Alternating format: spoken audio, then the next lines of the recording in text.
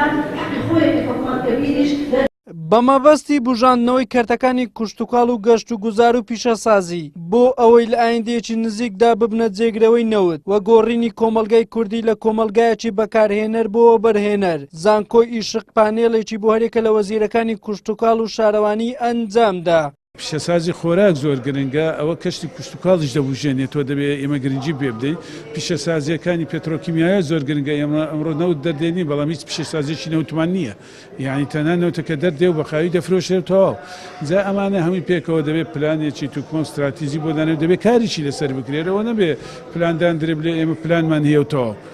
جا ئەوەوە ئابوری کوردستان من متاکیدم ئەگەر ئەمانە جێبەجێ بکرێت زۆر بەهێز دەبێت. دابەزینی نرخی نەوت لە ماوەی ڕابردوودا ڕاستەخۆ کاریگەری کردە سەر داهاتی هەرێم وەزارەتی کشتوکاڵیش بۆ ئەوەی لە ڕێگەی کەرتی کشتوکاڵ دووبارە خەزێنێ حکومەت پڕ بکاتەوە و هەلی کاریش بۆ هاوڵاتیان بڕەخسێنێت چەندین پڕۆژەی ئامادە کردووە وەزیری کشتوکاڵیش دەڵێت بە جێبەجێکردنی پڕۆژەکانمان لەلایەن حکومەتەوە دەتوانین ژێرخانی ئابوری کوردستان ببژێنینەوە. لەسەر زۆربەی پڕۆژەکانی ئێمە ڕەزامەندی دەربڕیوە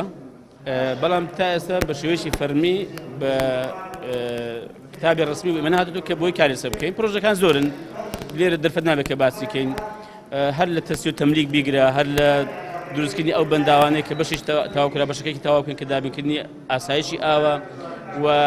دعمی مەسەلەن بەرهەمەکانی ناوخۆیە بۆی کە ئەمە بە تەواوی بە خود دابینکاری بگەین لە بەرهەمە سەرچیەکان ئومێد دەکەم کە لەو ماوەی هێندێکیان بڕیار هاتووە بەڵام هێندێکیان ماوەتەوە. وەزیری شارەوانیش دەڵێت بەهۆی ئەو پلانەی کە لە ماوەی ڕابردوودامان ڕشت بوو بۆ بوژانەوەی کەرتی گەشت و گوزار داهاتی وەزارەتەکەمان بۆ چەند قات زیادی کردووە ئەگەر لەسەر ئەو بەرنامەیەش بەردەوام بین دەتوانین بە گەشت و گوزار داهاتێکی تر جگە لە نەوت بۆ حکومەت دەستەبەر بکەین. ئەمە وەکو گەشت و گوزار پلانەکانمان لەسەر ئەوەی کە دامەڕێژ بوو لەسەری دەڕۆین و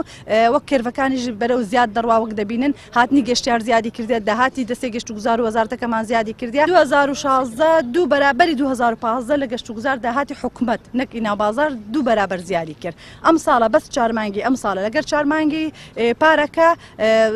4-5 بەرابەری پارەکە زیادی کردووە 150 میلیۆن بوو پارساڵ ئێستا بەو چارمانگە 850 میلیۆنە داهاتەکان گوزە دوو ئەوەندە بەرامبەری زیادی کردیا 12 میلیار بوو پارساڵ بۆ 4 مانگ ئەم ساڵە 24 میلیارە. نەوت کە بە سەرچاوی سەرەکی داهاتی هەرێمدا دەندرێت بەڵام بەهۆی دابەزینی نرخەکەی لە ماوەی ڕابردوودا کێشەی دارایی بۆ حکوومەتی هەرێم دروست کرد بۆیە لە ئێستادا شارەزایان و ئابووری ناسان ئامۆژگاری حکوومەت دەکەن کە جگە لە نەوت گرنگی زۆر بە کەرتی کشتوکاڵ و گەشت و گوزار و پیشەسازی بدات بۆ ئەوەی جارێکی تر خەزێنەکانی بەتاڵ نەبێتەوە. وەلی سەلیم کەناڵی ئاسمانی پێم هەولێر.